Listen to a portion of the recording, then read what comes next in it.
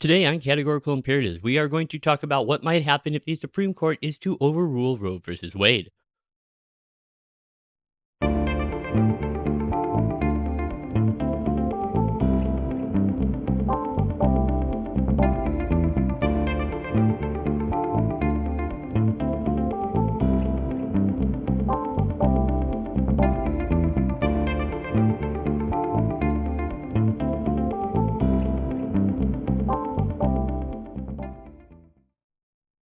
Hey, greetings and welcome back once again to Categorical Imperatives. As always, I am your host, Lockie Liberal, and I do want to thank you all so much for joining me here today. Now, if you are new to the program, I would especially like to welcome you. This is a podcast where we're going to be using legal theory and moral philosophy to discuss current events related to law, politics, and culture. Now, as I think most people probably know, the case of Dobbs v. Whole Women's Health was recently heard in oral arguments before the Supreme Court. And while we won't know until June what the court's holding in that matter will be, one thing we can be almost certain of is that it's going to have to go one of either two ways. They are either going to have to uphold the right to an abortion as defined in Roe and Casey, or overrule Roe. I do not see any middle ground, and I have yet to find another legal scholar who can make a compelling argument that this case leaves any real room for nuance and compromise between those two binary positions. Now, in my next video, I want to talk about what some of the likely consequences will be if indeed Roe is upheld. What will it mean for the future of the legal conservative movement, and what will it mean for the future of constitutional originalism? Today, I want to talk about what happens if it does indeed get overruled. Now, I just want to point out before we get into the substance of the video that we are going to be covering a number of important topics here today, including implied powers, the Commerce Clause, the Necessary and Proper Clause, the court's opinion in Roe v. Wade, Casey v. Planned Parenthood, and Gonzalez v. Raich, as well as federalism and states' rights.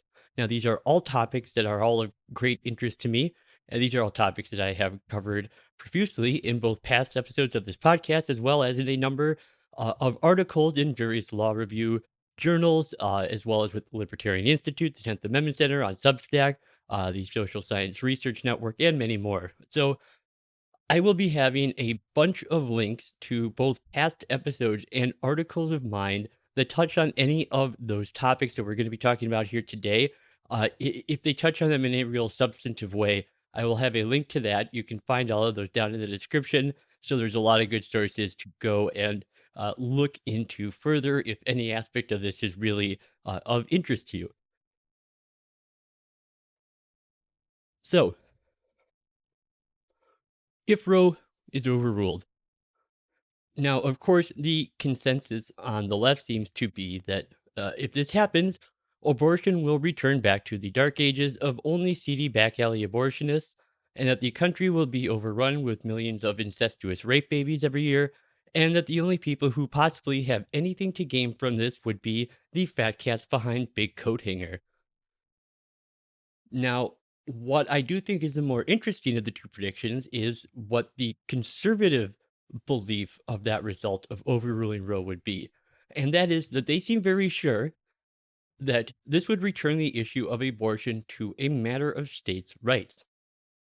Now, while this position is more logical than the last assumption about what overruling Roe would mean, I actually don't think it's any more correct. And that's mainly what I want to discuss here today.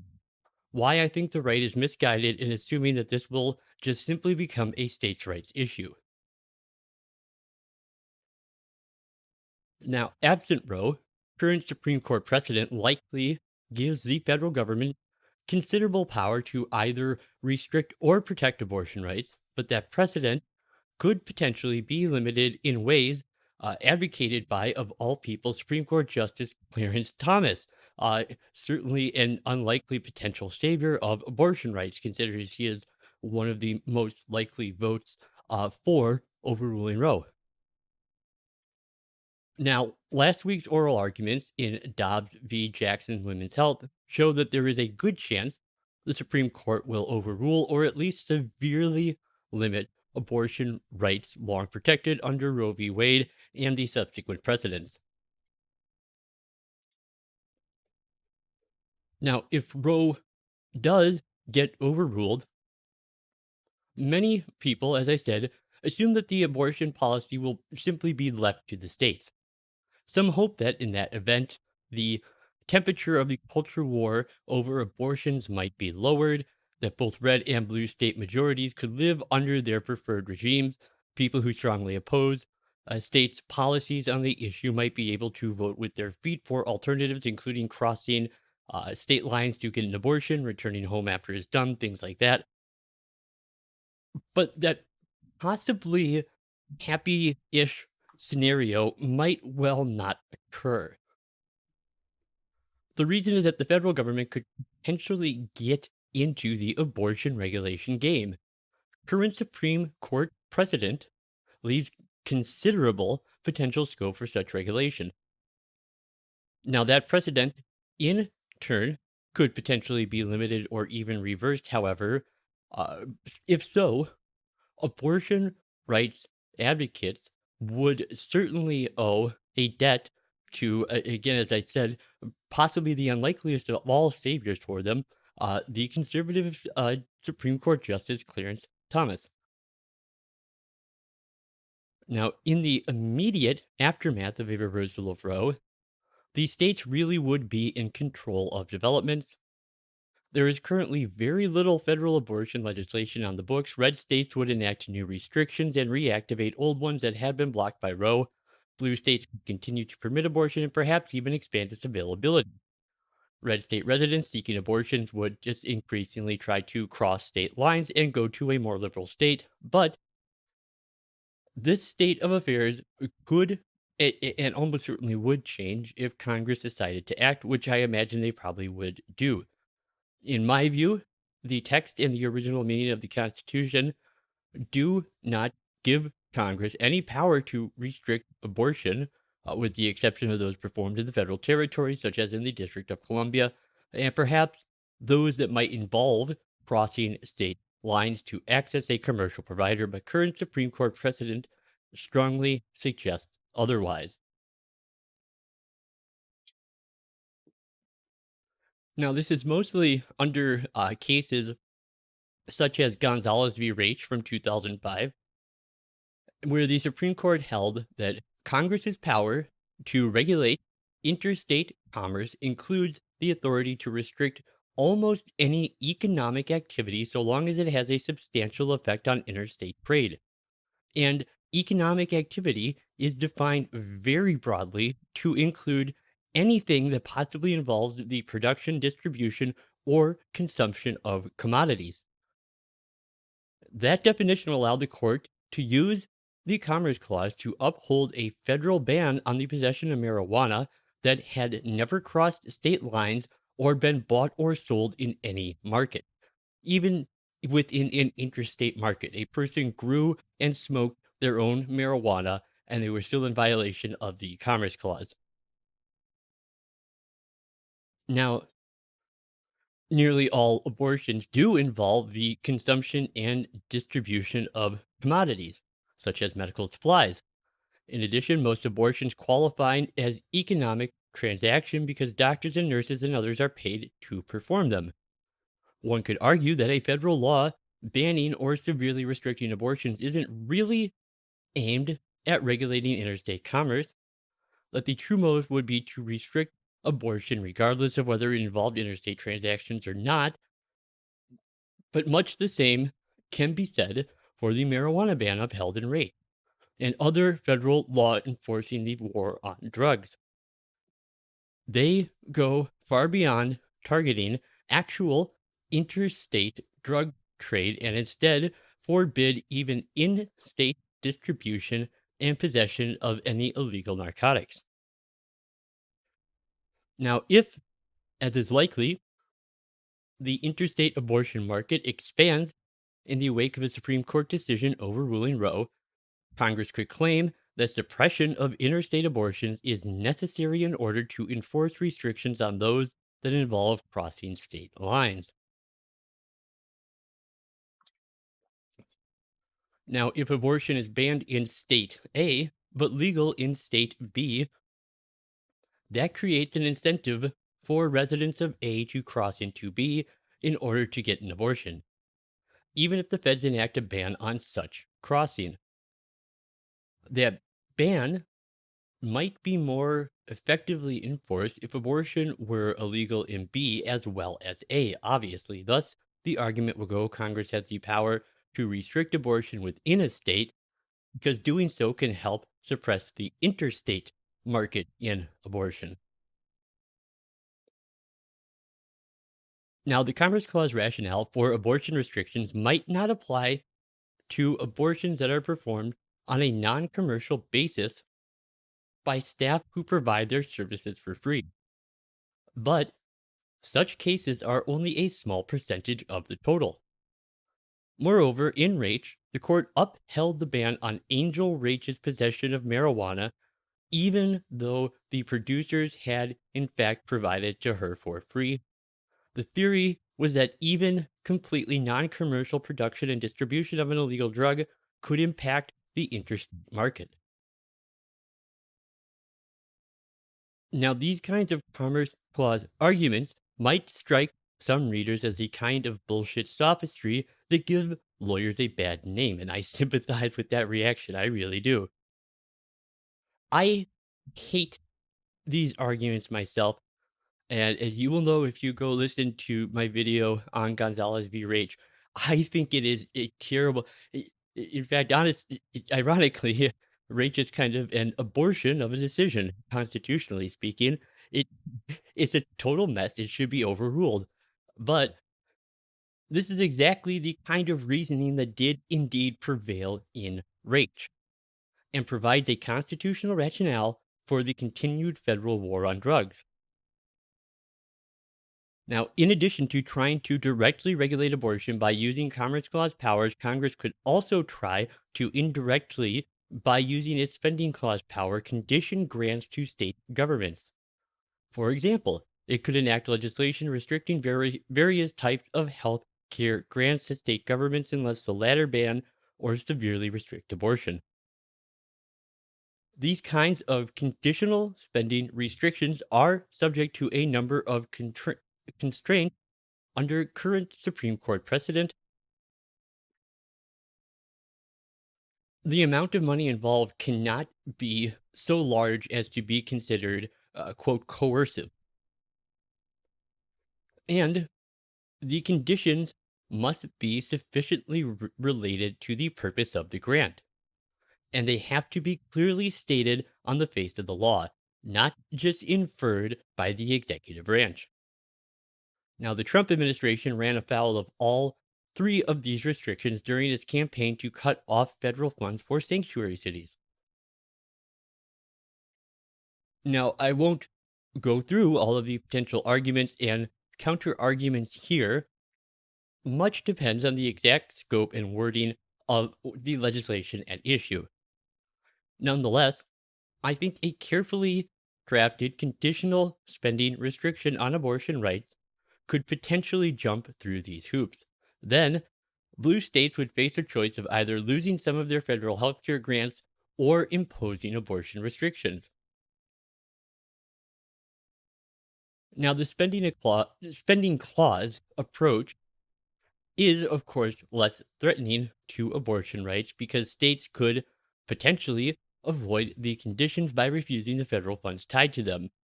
In practice, such refusal of federal funds are very rare. But a hot button ideological issue like abortion might, and in fact, almost certainly would prove to be an exception to that rule.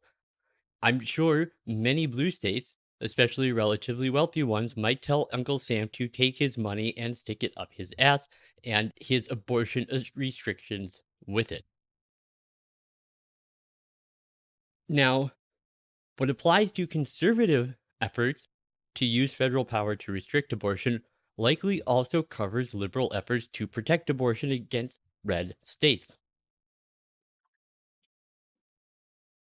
Congress could potentially use Commerce Clause reasoning to justify laws preempting state regulations of abortion. It could be potentially condition various federal grants to state governments on the abolition of state level restrictions on abortion. So, of course, this above discussion is all based on the assumption that the current Supreme Court uh, federalism precedent remains unaltered. However, that might not happen. Now, in the case of Gonzalez v. Carhart in 2007, the Supreme Court upheld a federal restriction on late term partial birth abortions against individual rights challenges. Justice Clarence Thomas wrote a concurring opinion emphasizing the possibility that the law in question exceeds the scope of congressional powers under the Commerce Clause. Now, Thomas previously wrote a forceful dissent in Gonzalez versus Raich earlier in the year. He reiterated key elements of his critique in that decision and urged the Supreme Court to reconsider and limit it. Now, back in a few years ago, I explained why Thomas's position could well lead him to vote to strike down federal abortion restrictions. And I built on an earlier post by Cornell Law professor Michael Dorf. That will, of course, also be linked down in the description below. Um, Now, it's possible that one or more of the other conservative justices could even join Thomas's reasoning on that particular ruling, and one can then envision federal abortion restrictions getting invalidated by a coalition of conservative justices who believe that they are genuinely beyond the power of the federal government, and liberal justices who object on individual rights grounds. Now, it is also possible, though much less likely, that some liberal jurists could endorse the federalism argument against these restrictions. So, liberal thinking on constitutional federalism shifted a good deal in recent years, and some of that shift may go well beyond what we could call fair weather federalism brought on by opposition to the Trump administration's policies. It is also possible that either liberal or conservative justices who think of clever ways to limit the scope of reach, uh, even if it doesn't get overruled completely, might take the opportunity to do so. But as I had previously explained, abortion rights plaintiffs challenging federal restrictions will need to specifically raise the federalism issue if they hope to get Thomas's vote. He has a strict policy of not considering constitutional arguments that are not specifically raised by litigants. Some conservative lower court judges do have similar views. More generally, abortion rights advocates would need to make federalism issues a regular part of their armory, which might cut against their ideological grain, but immigration advocates have successfully made a similar shift in sanctuary cities cases, and there is no intrinsic reason why the pro choice legal community cannot follow their example.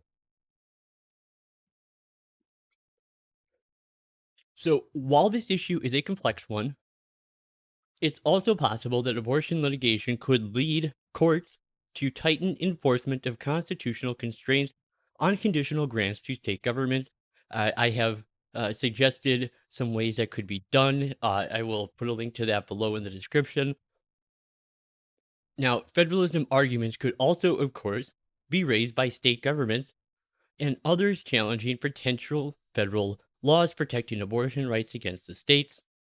In considering their litigation strategy, conservatives and liberals alike may need to decide whether they care more about preserving the autonomy of their states or about retaining the power to control the other side's states when their preferred party is in power in Washington.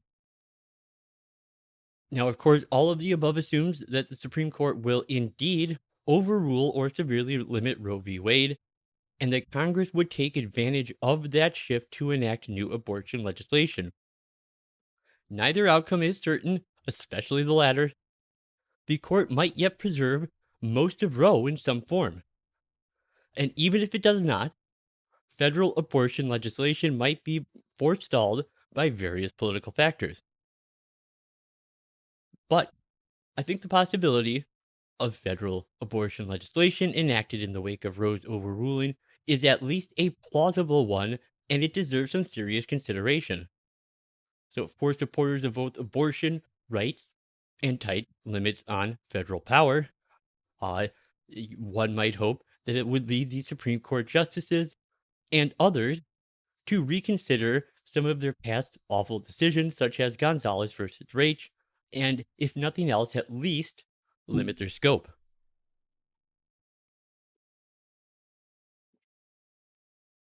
All right. Well, that is going to do it for me here today on Categorical Imperatives. I want to thank you all so much for joining me.